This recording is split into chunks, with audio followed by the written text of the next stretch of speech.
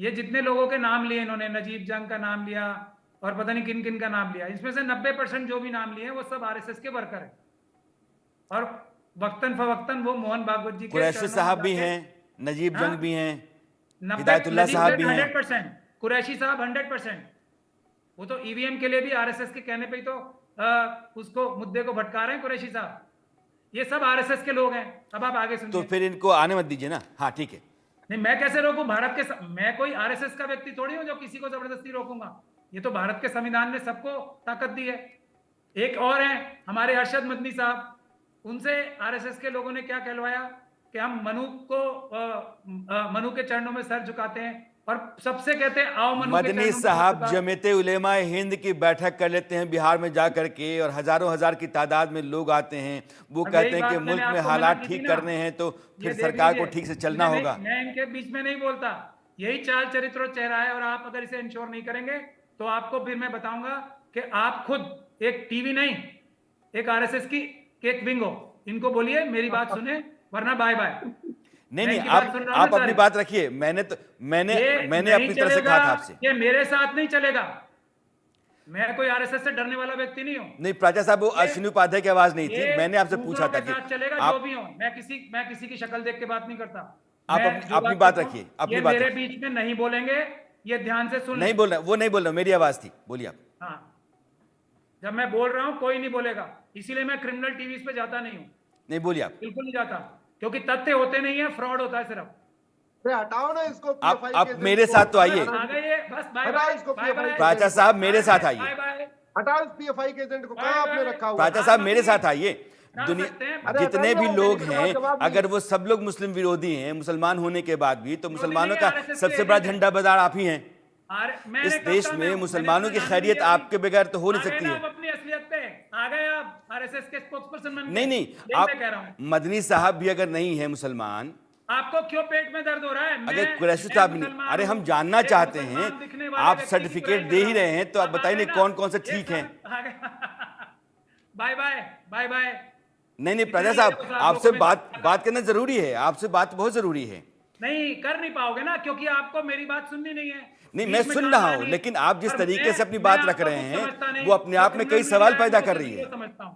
मेरा social media मेरे लिए काफी है नहीं मुझे नहीं, सच्चाई बताने के लिए। हम आप लोगों सिर्फ की जरूरत आपसे नहीं है। ये कह रहे हैं कि अगर जिस आप दिन मुसलमानों आपकी के हिम्मत, सबसे बड़े जिस दिन रहनुमा आप हैं। पे इतनी ताकत आ जाए कि 50% टाइम मुझे दे दो और मुझे मेरी बात रखने दो, उस ठीक दिन है मैं आपको ठीक है, टाइम दूंगा। डन जिसमें डन डन, आगे अभी जवाब। कर लेते हैं। अभी प्राचा साहब अभी कर लेते हैं, अपनी बात रखिए हाँ, आप। आ जाएगी हिम्मत। चलिए एक और मौका देता हूं मैं आपको।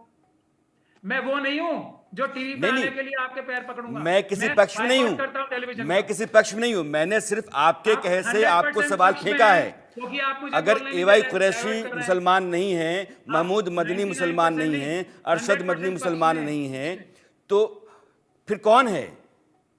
भाई महमूद मैंने ये प्राचा। कहा, आपके पेट में क्यों दर्द हो रहा है? मैं कह रहा हूं किसी को, आपके पेट में क्यों दर्द हो रहा है? चलिए अपनी बात रखिए, अपनी बात रखिए आप।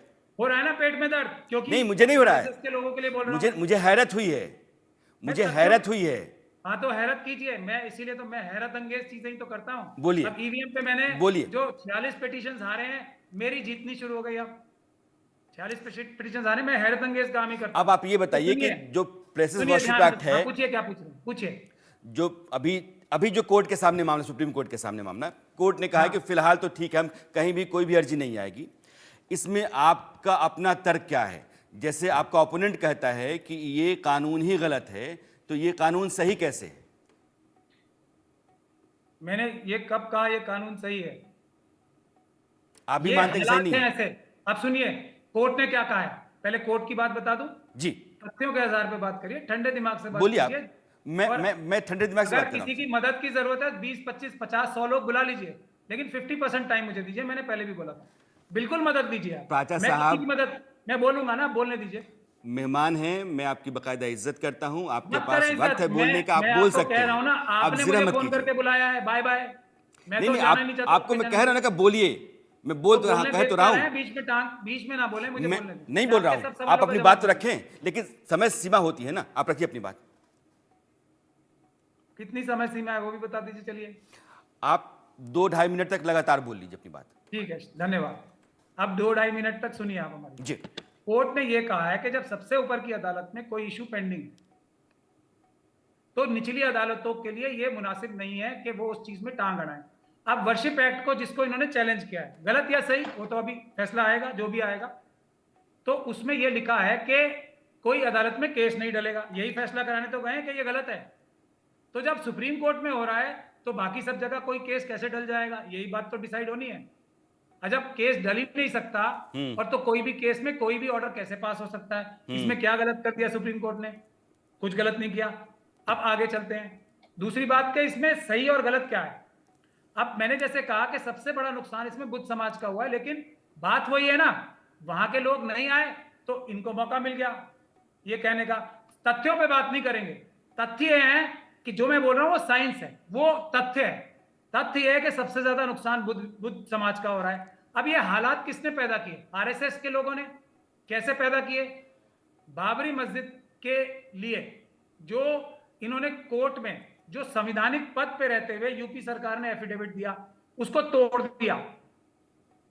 ठीक, जो दिन रात कोर्ट की अवहेलना करके जिस प्रकार के कानून पास किए जा रहे हैं, तो सुप्रीम कोर्ट में भी जो एफिडेविट दे के झूठ बोल सकते हैं, ऐसे कॉन्स्टिट्यूशनल अथॉरिटीज आ गई हैं। उनको कंट्रोल करने के लिए ये कानून as a measure of extreme emergency लाया गया है। ये है बुनियाद। अगर ये आरएसएस और बीजेपी ये हरकतें ना करे तो ऐसे कानून की आवश्यकता कहां पड़ती? ये सिर्फ और सिर्फ आरएसएस ओरिएंटेड प्रोग्राम है। और फिर एक कहते हैं कि अगर अयोध्या छोड़ दोगे, मथुरा काशी भी छोड़ देंगे हम। उसके बाद उस पर भी झूठ, मथुरा काशी शुरू हो गई। प्रॉब्लम क्या हुई कि ज्यादा लालच कर लिया। जैसे मोदी जी ने अडानी अंबानी को पूरा देश एक साथ खाने के लिए दे दिया ना, तो इन लोगों ने सोचा कि गिनती जो है हम 1 2 3 की जगह, जैसे अयोध्या तो झांकी है, मथुरा काशी बाकी है, 2.5 मिनट राजा साहब। 3 के बाद बस 30 सेकंड नहीं, 2-3 सेकंड और 3 के बाद इन्होंने 30,000 की लिस्ट दे दी। तो they bit what they could not chew. ये हुआ इनके साथ। अब मेरा चुप हो गया। अब ये बोलें जो बोलना। मैं बोलूंगा तो आप कहेंगे कि आपको पेट में दर्द क्यों हो रहा है। मैं जो भी अश्विनी बोले, उपाध्याय को लेकर आता हूं। अब अश्विनी मुझे उपाध्याय, 50% टाइम आपने दे प्राजा दीजिएगा, साहब मैं को कुछ सुन नहीं लिया है, बोलूंगा। अब अपना पक्ष रखिए आप। अब मैं कुछ नहीं बोलूंगा, बोलिए। देखिए, मुझे नहीं पता कि प्राचा साहब ने कोई इंटरवेंशन एप्लीकेशन फाइल किया है, क्या ग्राउंड लिया है, क्या नहीं किया, मुझे नहीं पता है। इसलिए मैं प्राचा साहब की बात पे नहीं जाऊंगा। मेरा केवल इतना कहना है कि भारत न बाइबल से चलेगा ना कुरान से चलेगा। भारत चलेगा संविधान से। संविधान में राइट टू जस्टिस है। संविधान कहता है कि अगर 2 लोगों के बीच में कोई विवाद हो जाए, उसका समाधान कोर्ट के जरिए होगा। ये जो कानून है, ये कोर्ट जाने का रास्ता ही बंद कर देता है। मैंने उदाहरण दिया, वक्फ एक्ट जो है, जो 1995 में बना, उसके पहले 1954 में नेहरू जी ने बनाया, वो भी कोर्ट का दरवाजा बंद करता है।